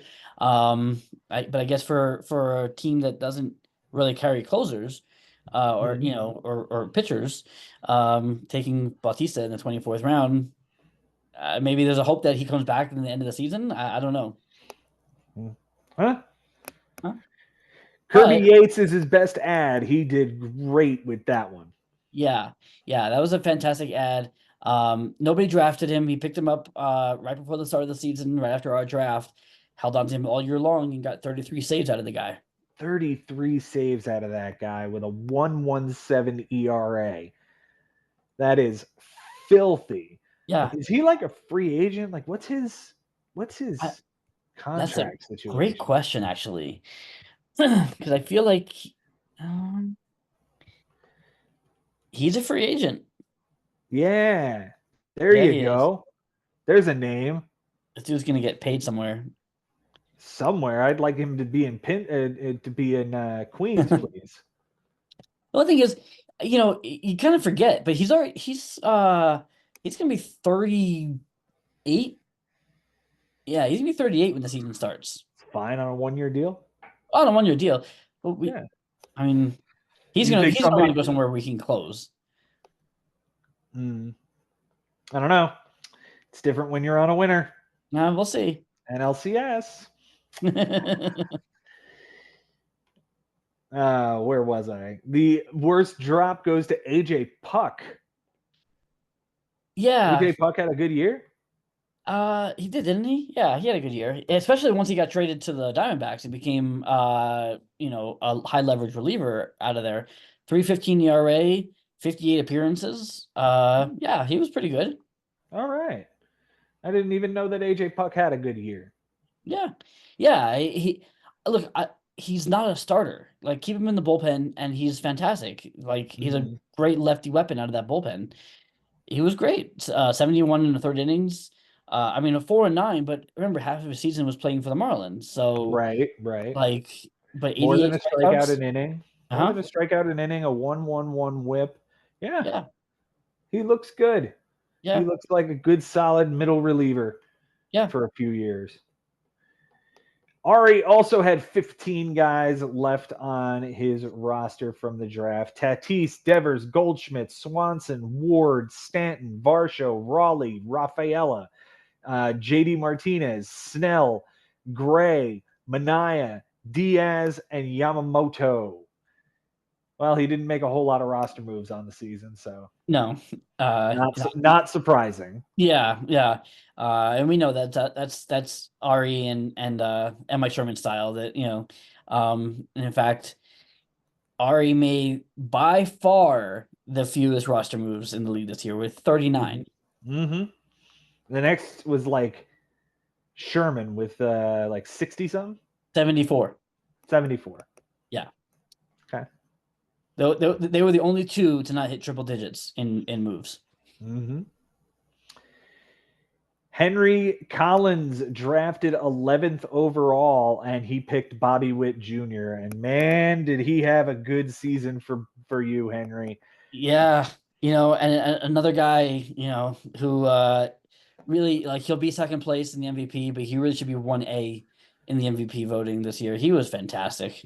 Yeah, no doubt about it. Won the batting title, 332 batting average, 32 home runs, 31 stolen bases. That's back to back 30-30 seasons, with From a last year shortstop. being 30-40 last year Hmm. from a shortstop. From a shortstop. Yeah, just unbelievable. Yeah. Top of the first round, probably top 7 or so. Oh yeah, yeah, I could see that. Yeah. Absolutely insane. Congratulations again, Henry. I was so mad that he fell all the way to right in front of me, but we'll get to me in a minute. His best draft pick after the first round is whom, Jason? It's Zach Gallen, his ace. Took him in the fourth round, 54th overall. And it wasn't a great year for Zach Allen, but it was solid. Yeah. 156 strikeouts at 148 innings, 14 wins at 365. Yeah. That's as fine as you could ask for out of an ace. Yeah. And a strikeout an inning. You would like the innings to be a bit more than 148. Like you'd like to see him pitch somewhere closer into the 180s like he had in 2022 and 2023, but okay, you got 150 out of him. That's a good season. Yeah. Yeah. He missed some time, but Yeah. the 210 that he threw last year in 2023, that was, 34 starts. You're not gonna get much more than that. Yeah. Nathaniel Lowe is the good bargain basement selection. Yeah. So he drafts him 21st round, 130 or 331st overall. He then trades him, and he trades him to Jay. Jay Mhm. drops him. He hits Mike Haber's team. Mike Haber drops him, and he gets back to Henry Collins. So it's a full circle. It's the circle of Lowe. And he hit 265 with 16 home runs. Like, it wasn't an oh my god fantastic year from Lowe, but it Right. was it was serviceable It was a Nathaniel Lowe season. It was on a 265 with a on a nice. Rangers team that had been disappointing with the Adolis Garcia and Marcus Semien, Mhm. who we talked about. So Yeah. His numbers were down across where you would expect them to be down from a year ago when the offense was good in the runs and in the RBIs. But he hit one fewer homer. He hit 3 ticks better. He had a 1 tick on base percentage better. He it was the same season. It was the yeah, same season. yeah, Um, Nobody were injury or non-injury busts here, as yeah, the yeah. draft I was mean, just kind of clean for Henry, huh? it really was, as far as guys who remained on the team. Yeah, I mean, look at a guy like Randy Rosarena. He would be a bust, but he's not on the team anymore. Yeah, So he got traded when in like May. Yeah, something like that. Like, and he was terrible. I I don't like Randy. I never liked Randy Arozarena. I'm off on him. He still Um, went 2020 though. um, He still went 2020 he though. hit 219. I know. He hit 219. He can't possibly hit worse than that, can he? I He mean, can't possibly. mathematically he While can. still going 2020. Like, this isn't Javi Baez. It's not how this is supposed to end. I I don't know. And the thing No. is, the Mariners went and got him to try and beef up their offense, and he didn't do any of that. Mm-hmm. Um, but yeah, but so he's not on Henry's team anymore. So really, there's nobody that counts as a bust for me on this team. Okay. Jurickson Profar is the best ad, and I know that many were upset when we saw Profar fall to Henry in the free agency Yeah, wire. Mike Haber, drops him in mid-April Mm-hmm. and goes right onto Henry's team, and he just stays right there in left field, and he just had an unbelievable season. A 380 on base percentage for with a 280 batting average, good for an 839 OPS. The guy was absolutely ridiculous for the Padres. They Yeah. got rid of Juan Soto and they were just like, "Hey, Jurickson Profar, can you just like be Juan Soto?" And Well, so I he remember this did. kid, he came up with the Rangers, and he was supposed to be like, the next big thing, Mm-hmm. and he just kind of just fizzled until he found his way back to San Diego and just went on fire. And you know what else? He's a free agent again. He sure is. He gets to pick his landing spot again after now a career year, 24 homers and 10 steals. Really nice season from Jurickson Profar. The Absolutely. worst drop is, of course, Brent Rooker. He dropped him on the 11th. We talked about him already. Yeah, yeah. And again, who knew, on April 11th that Brent Rooker was going to hit 39 home runs Right? Who and had hit any clue? 293? He had 9 players left on his team from the draft: Witt, Gallen, Peralta, Eflin, Holmes, Jimenez, Robertson, Lau, and Lopez. All right, time to talk about the team I hated all season. Your turn. My turn. It was number 12 for me in the draft this year. I took Trey Turner in the first round, injury plagued and a little bit down, if I'm honest. Yeah, I mean the 295 is nice, and the 338 on base is nice. Um, but the counting stats I think are a bit far from what you would have expected and would have hoped for from especially from a first round pick. Yeah, I wanted 100 runs. I wanted 25 homers. I wanted 25 steals. Like, I wanted just straight balance across the whole damn thing. The 295 is nice. 500 at bats is really nice. I actually didn't think he made it all the way to that. Because he only played 120 games this year. Do you think though that is he? Do you think he's more meant for lead off rather than hitting in the middle of the order? But because Phillies have Schwarber, he is their leadoff guy. But I wonder if Trey Turner is really more of a leadoff guy than this trying to run producer. I don't know that he's a run producer. He hasn't proven himself to do that. He had 100 RBIs for the Dodgers in 2022, Yeah. but that was what, behind Mookie Betts and in front of Freddie Freeman. Yeah, right. So So I just don't know if, I mean, I know the injury, his games played were down, but I just don't know if, a 21 and 62, like is that middle of the order? I feel like that's not, what you want from your third place hitter. yeah, no, I agree with you. And getting 88 runs scored out of a guy who is supposed to steal bags better than 19 in the season, like it just it just kind of feels like I got 3/4 of what I was supposed to get. Yeah. You know, Yep. my best pick you're saying is Bryce Harper, the very next one. I hate the fact that you might be right. Yeah, I hate it too.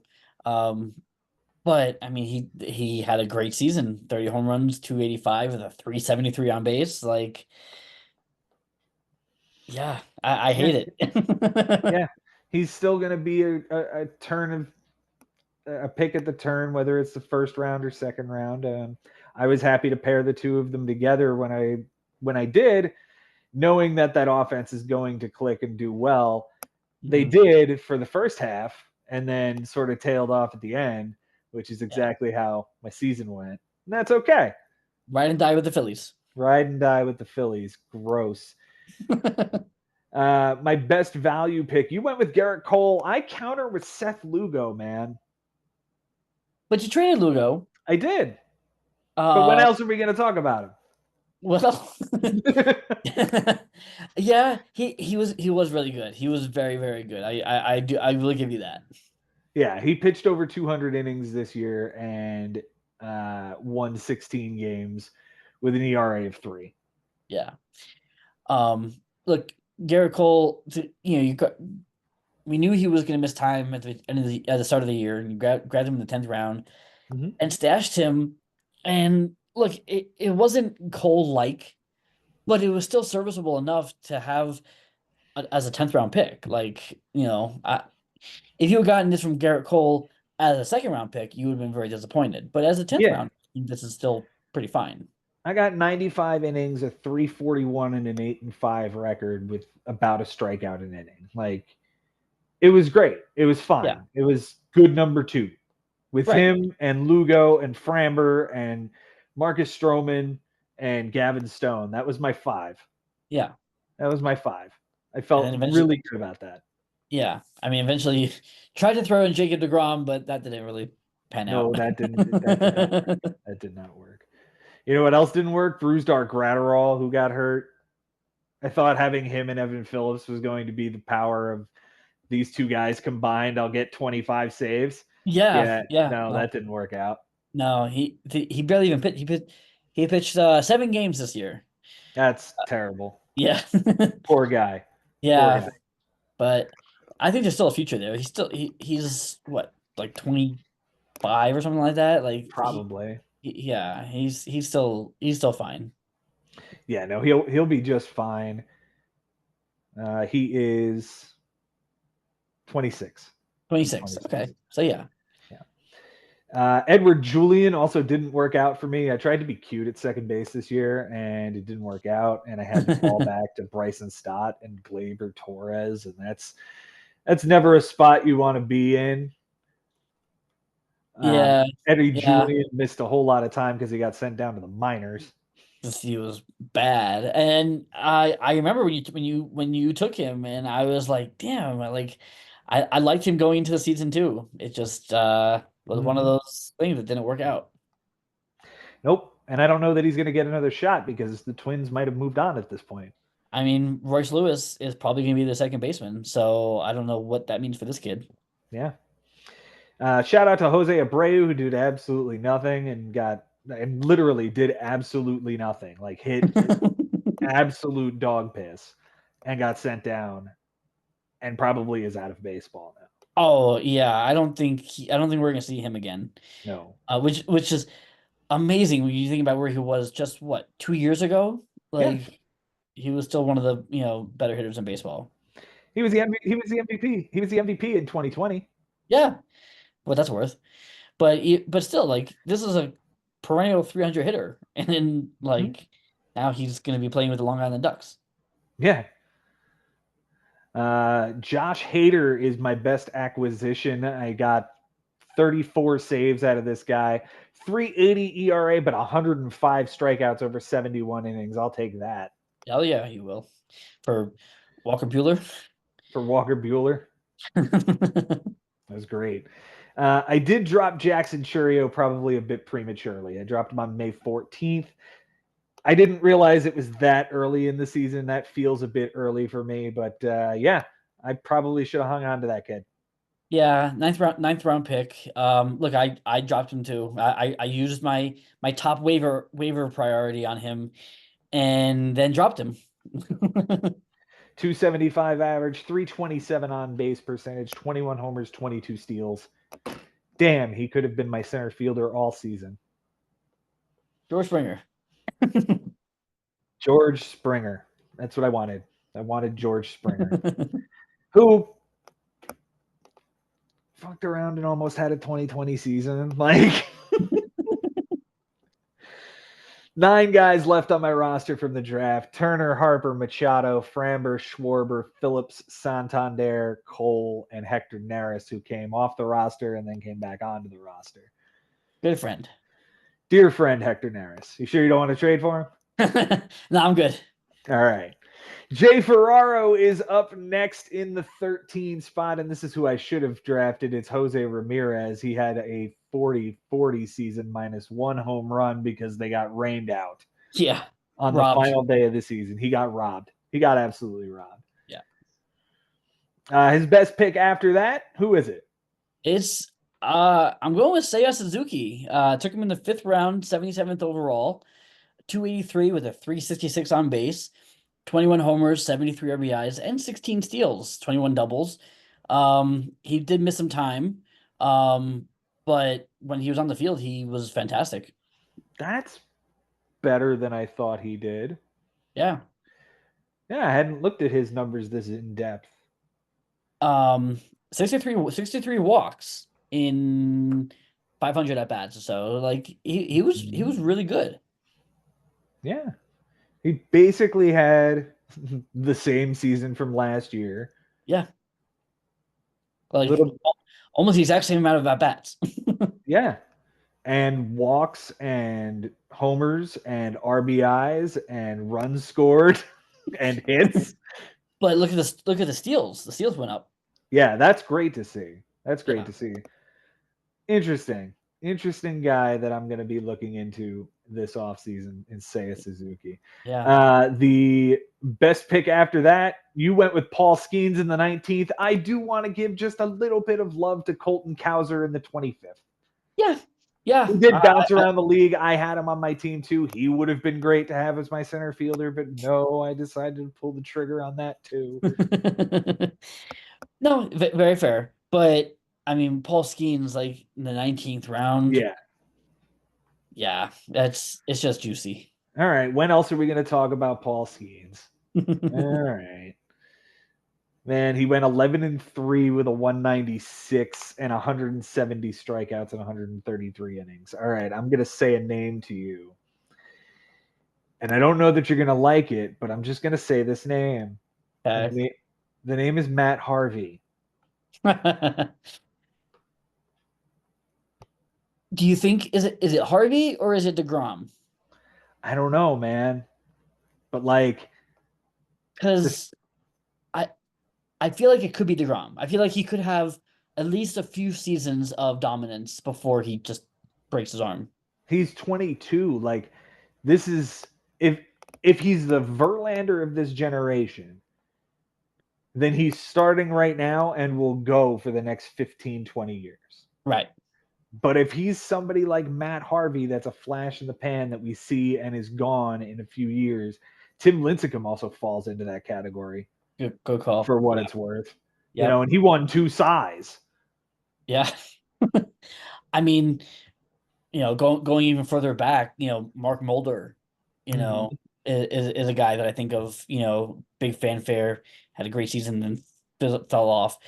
Yeah, it's certainly possible, especially with how hard he throws and, you know, but it's hard to how do you know? You don't.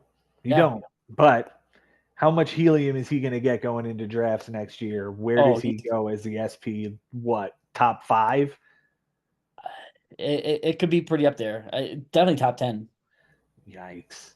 Yeah. I'd be afraid.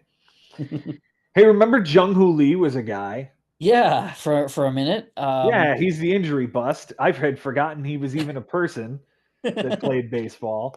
Yeah. Until I saw this. He kind of fell off with a shoulder issue, and you know, this was a big fanfare pickup by the Giants, and I played all 37 games. Well, let's see if he's healthy in spring, and maybe he'll be a nice sleeper deep in drafts this year. For Jay, it was a 10th round pick. Yeah, that's not good. The non-injury bust goes to Craig Kimbrell, who was good until he wasn't. Yeah, that was a 7th round pick, and he just never like he was good for a part of season, but like He got 23 saves. He had to be good for at least part of the season. 5.33 ERA though Yeah, is no just doubt. No doubt. awful He for was a bad. closer. Absolutely terrible. They Yeah, demoted him and then they cut him. yeah. I don't know. Is that it for Craig Kimbrell? Like, are we done with He, this guy? he might be joining Jose Abreu. I Is don't he know. cooked? Yeah, he might be with Abreu. He ends up with 440 saves on his career. Is he a Hall of Famer? We'll get to that in the next show. I love it. Masataka Yoshida is Yeah, I just felt it was kind of a stretch. Looking at his ADP versus where Jay took him. Jay took him in the 6th round, 84th overall. His ADP was 148. So just wonder if he could have waited a little bit, but it was a guy he wanted, so he went for it and he took him to kind of go with the whole Asian roster. Mhm. Hassan Kim, Seiya Suzuki, Yoshida, Shota Imanaga, Jung Ho Lee, Yuki Matsui. Um, these are all guys that he drafted. Mhm. Yoshida, to his credit, only played 108 games. Did hit 280 though, like with a 349 on base percentage. It's pretty respectable. Yeah, he got hurt and he ended up being in a platoon, and Mhm. I just don't. He doesn't play a position anymore. I just don't know what his role is going to be with the Red Sox, for next year. Well, maybe a trade is coming, or maybe he's just their DH. Maybe, Yeah. maybe that. His best ad was Jackson Churio. He added him twice, but kept him for the end of the year. So congratulations to Jay on the Jackson Churio ad. Tanner Houck is the worst drop. He traded him to you. Yeah, and then I ended up trading him to Frank, but he was really good. Uh, until he wasn't. I feel like he kind of fell off a little bit, but he still pitched to a 312, Yeah, that's nice. 114 whip. Yeah, he struggled a little bit towards the end of the season, so I Mhm. felt good about about trading him away. I do feel like I got the best out of him for the season, so I was happy with that. Um, so yeah, All right. Tanner Tanner Houck. Houck, would you him or Jose Barrios next year? I think I know what I'm gonna get with Barrios, so I probably go with Barrios. Okay. Six remain on Jay's roster. That's Ramirez, Adley, Suzuki, Imanaga, Skeens, and Yoshida. Yoshida was dropped a couple of times. He bounced around the league a few times. Imanaga was dropped during the finals. Yep. We moved to Mike Sherman, who drafted, what is this, 14th? Yeah. Yeah, Yep. 14th overall. Went with Austin Riley. This is going to be an injury bust. It sure is. And he wasn't really great when he was healthy either. If we're being honest, it certainly wasn't 1st round quality. Mm-mm. Um, but then he went ahead and got hit in the hand, broke his hand, and missed the last. I think it was like 2 months of the season. Yeah. Him or Manny Machado next year? Uh, I think right now I have Riley just above Machado. Mm, I mean, I kind of need to make sure that Riley's back from this hand injury, but sure. if he's healthy, I'm going Riley. Okay. For the season, Riley had 19 home runs, a 256 batting average. It was definitely down from years past, but again, injury riddled, difficult to overcome that. Yeah, yeah, and I However, think he made up for it in the second round with his best pick. yeah, Zach Wheeler, who you could make a case that he is a Cy Young, not for sale. He was amazing this year. 257, 224 strikeouts. Yes, I know Chris Sale was a Triple Crown winner for all, but you look at what Zach Wheeler did for the Phillies, like Mm-hmm. he was the horse. He was like the guy in that rotation, and man, did the Mets miss this guy. You know, I was talking with a Philly friend of mine, and he asked me. He says, "Do you regret not giving him the $100 million?" And I'm like, I mean, yeah, but that also means I can't sign other people. So I don't know where that $100 million would go. And But it was a now, different regime. yeah, it was, well, yeah, so it was a different regime. I mean, now $100 million for Steve Cohen would be a sure, here you go. Yeah, You know, um, and now he's pitching much more than $100 million pitcher right now. he's So amazing. Yeah, yeah, he's amazing. yeah. The best value pick goes to Willie Adames in the 17th round.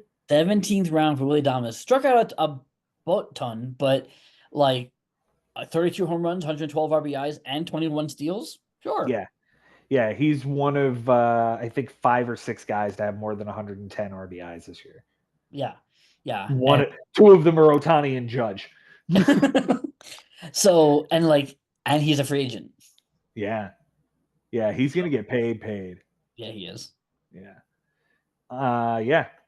21 steals is a sneaky number in there too. He stole 8 and 5 in the 2 previous seasons. All of a sudden, bags 21 this year. Like, he knew he was walking, and he's like, "Yep, I'm gonna get all the money." Yep. He only walked, he ran. Yep. Nolan Jones is the injury bust, and Austin Riley was the non-injury bust, or you could just do it the other way around. Yeah, they Doesn't kind of matter. both fit, They were both both terrible. bills. Yeah. Yeah. I don't want to say I told you so. Yeah, you do.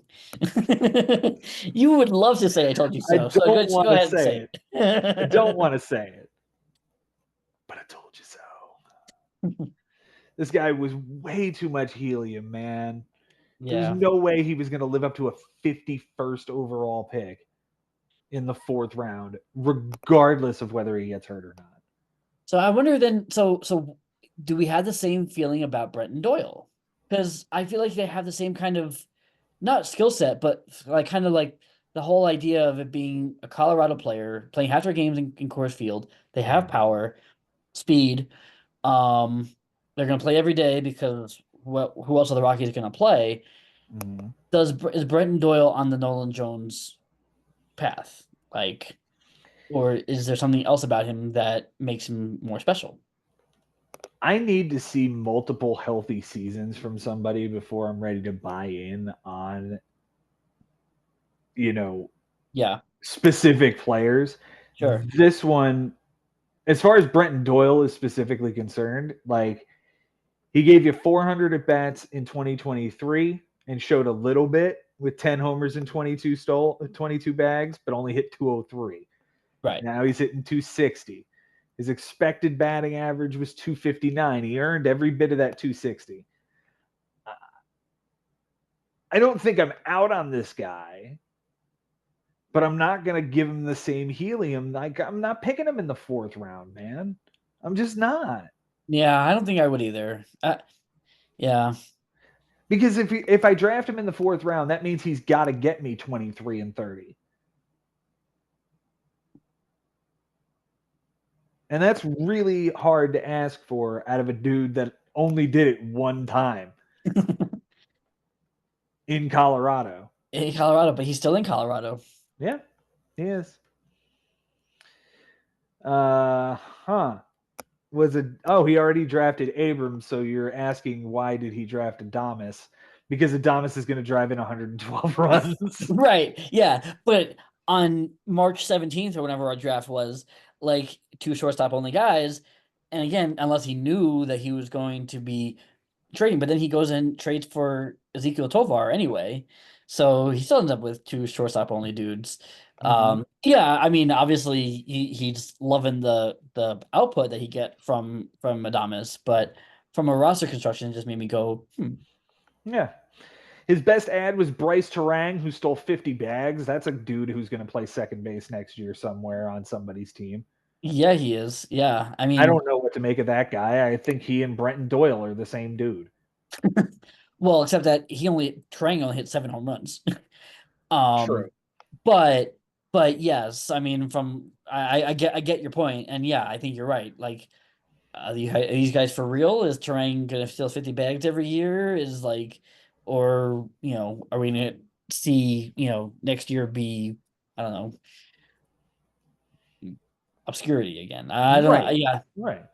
Is Pete Crow Armstrong going to be real next year? It's like the same kind of question. This dude 27 bags, 10 homers. Well, geez, didn't I just say Brenton Doyle had a season of like 10 homers and 20 something stolen bases over about 400 at bats? You Here did. you go. This is Pete Crow Armstrong I'm introducing you to. Like, this is the next guy that I have to ask whether or not he's real. Yep. And he was dropped by Sherman back on May Yeah. 11th. I scooped him up and he immediately hit like I think it was like he hit for the cycle and then he hit like 3 triples in like 2 weeks. I was Mm-hmm. like, cool. And this is the guy that the Mets traded for Javi Baez. Yeah. Um Terrific. Because we yeah, I needed don't to have know. Harrison Bader in center field this year. Um yeah.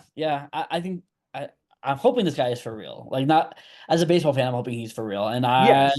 I'm curious to see where he starts going in drafts. Because I think he's gonna play in Chicago. Yeah, no, I think he's going to play in Chicago too. I would love to see him get the on base percentage up. I would like to see him get some walks here. I'd like to see him be a little bit more patient.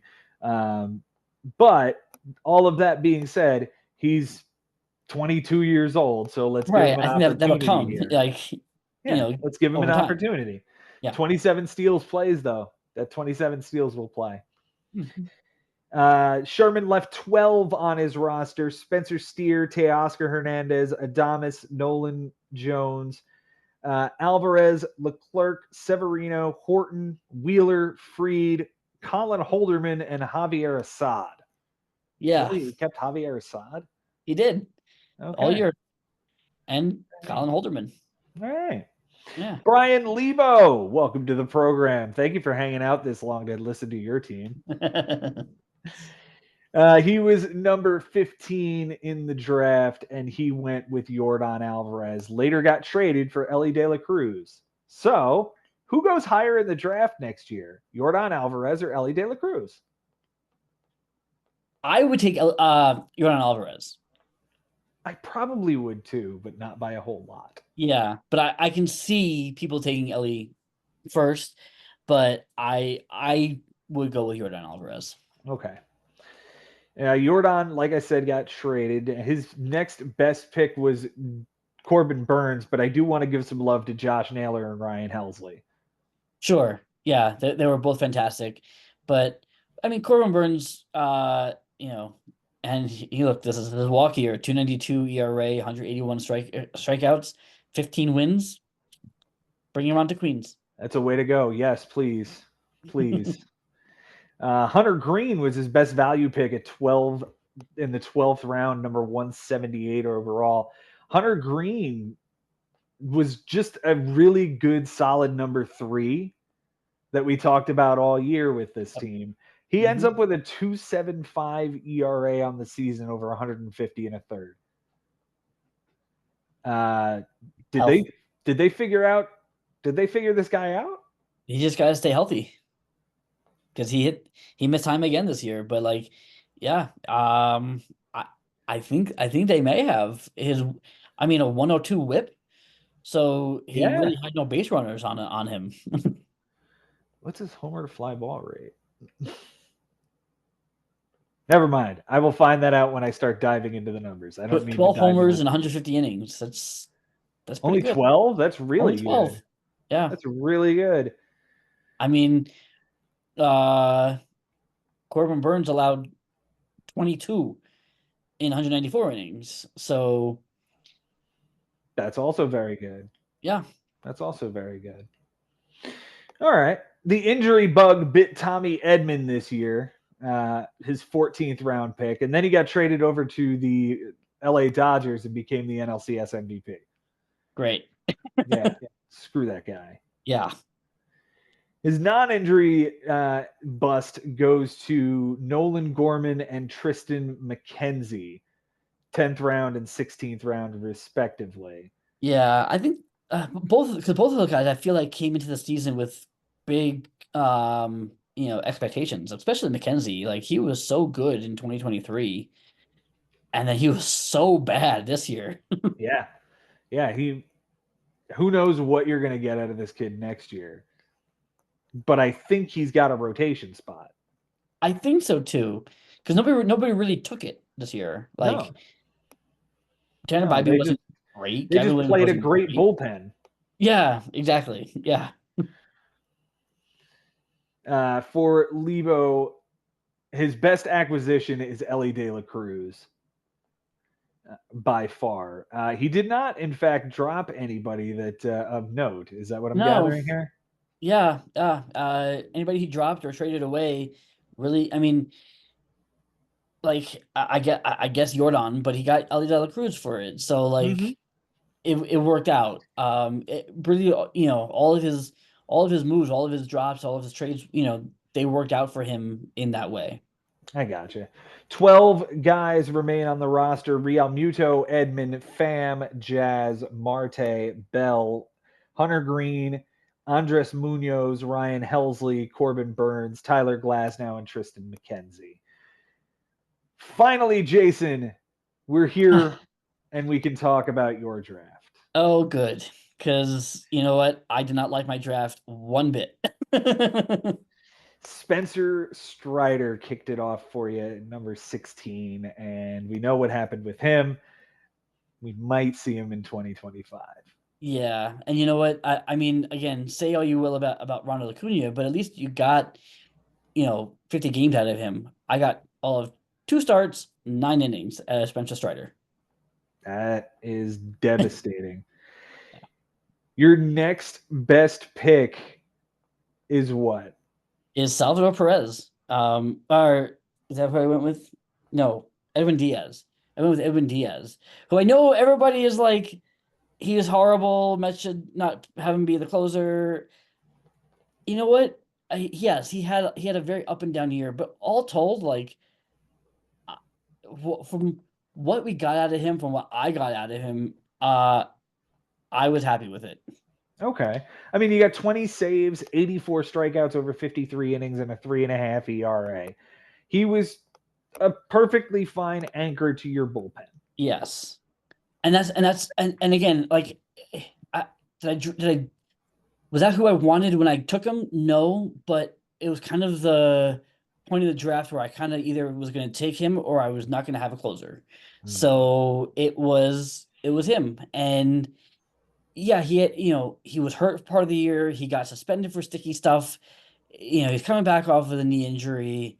There was a Mhm. whole lot of things going on this year that, and all told, I still think that he helped lead us to the NLCS. Say what you will, but we would not have gotten where we were without Edwin Diaz. He had to strike out Schwarber to get us there. See? He had to strike out Schwarber to get us there.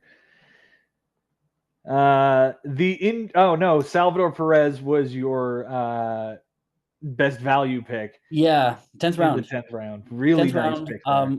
I thought I was gonna be out on him because I feel like he's aging like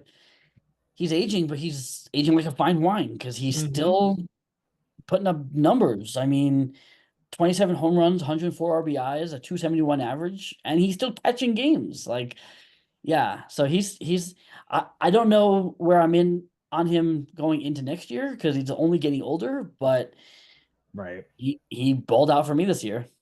Mm-hmm. The injury bug bit you quite a bit this year. We talked about Strider. You also drafted Mike Trout in the 3rd round, Royce Lewis in the 5th, uh, Christian Javier in the 9th. Yeah. The injury bug got you this year, my friend, quite a Byron bit. Buxton in the 13th. Like Yeah. we can keep going. Yeah. Yep. Matt Brash in the 20th. We never even saw him pitch. Nope. Yeah. Yeah, it was rough. It was Even rough. like, Evan Carter missed time. Like, yeah, it was not a great draft. Yeah. Your 12th rounder is your worst draft pick, non injury bust in Christopher Morel. I counter with Evan Carter. Yeah, I traded Carter. I held on to Morel all year. Or most of the year, I think. Hmm. I I kept like with Morel, like I kept going, when am I gonna drop this guy? I can't keep rostering him. But I was so afraid that I was gonna drop him and he was gonna end up on your team or Mike's team and just go bananas, because we've seen him go on these hot streaks. And so I held Hmm. on to him for as long as I could, and finally I was like, I can't take it anymore. He was awful. Evan Carter, yeah, was also really bad. He was in the Tanner Houck deal back to Okay. Jay. Yeah. So I felt good about that, about trading away Evan Carter. I didn't like where I drafted him. I didn't want to draft him there, so I traded him for Houck, and it worked out. Yeah, because seventh round, 112th overall, and this kid hits 188 with 5 bombs and 15 RBIs in 45 games. That's not what you signed up for here. No, no, it's not. Yeah. So he's on the IL as well. So we'll see. We'll have to see if he's healthy in spring and if he's got a job anymore. Because Yeah. the thing about it is when you don't perform and then you get hurt, your job could be gone. Yeah. Somebody's just going to come and ball out. Especially on a team that, just won a World Series a year ago. So, Right. Right. Your best acquisition is, in fact, Francisco Lindor, the MVP candidate. yeah. And your worst drop is Luis Rengifo. Yeah. The funny thing is, Casas is involved in both of these things because he traded me Lindor, we talked about. And Luis Rengifo, I dropped him and he went on to Casas' team, and he was in and out of the lineup, but when he was in, he was really good. It was just at a point of the season where he hit the IL. I had lost Trout, I had lost Strider, I had lost a couple other guys, and I couldn't roster any more injured guys. He wasn't injured, he was sick. He had an illness. And I'm thinking he's going to be out for a while with this illness. And so I drop him, and he's back in like 2 weeks, and he just raked for Costas. Yikes. Yeah. Overall, hit 300 on the season with 24 steals, 6 homers, 30 RBIs, 41 runs scored in 78 games. So if you extrapolate that out, that's a lot of stolen bases and a nice batting average. A 300 batting average over 285 at bats. Yeah. It's a decent sample size to get a 300 batting average. Not many guys did that this year. No, no. And he has a lot of position eligibility too. Yeah. Only 4 remain on your roster, sir. Bassett, Diaz, Salvador Perez, and Brian Abreu. Yeah. Yeah. I was definitely up there in amount of moves made. And in fact, I think if you don't count the playoffs, I think I ended up with either the most or second most moves made in the league. Yeah. Yeah, no, I agree with you. You were always on that waiver wire, really quick to pull the trigger, some of which to your detriment, but Yeah. most of which was if Luis Rengifo is the worst thing to come off your team, I think you did all right. Yeah, yeah, I felt pretty good. My moves mostly played out this year. It's just I was bitten by being 16th in the draft, and if I'm 16th again next year, so help me, because I don't wish that upon anybody. I hated it. Absolutely hated being 16th. Put me in the middle. Put him in the middle. All Yeah, right. Well, we'll see next year, man. But next week, we're going to be talking about the Hall of Fame. let's do it. Let's talk about the Hall of Fame. All right. He's got something cooked up for us, guys. I can't wait to talk with you about it. Jason, thanks so much for being here with me, man. Absolutely, Joe. It's always a pleasure, and just because our season ends, just because the MLB season is at the end, baseball does not end. So we will be here all season long. We will be here all winter. We have rankings to talk about. We're going to talk about the signings. We're going to talk about roster construction. We're going to talk about a lot of stuff this offseason. And we want you guys to be a part of it too. Hit us up if you want to join us on the show and talk about a certain topic. Got to do your homework, though. All right? Guys, I'll see you next time. Until then, it's been real, it's been fun, and it is always real fun in the bigs. We'll see you next time.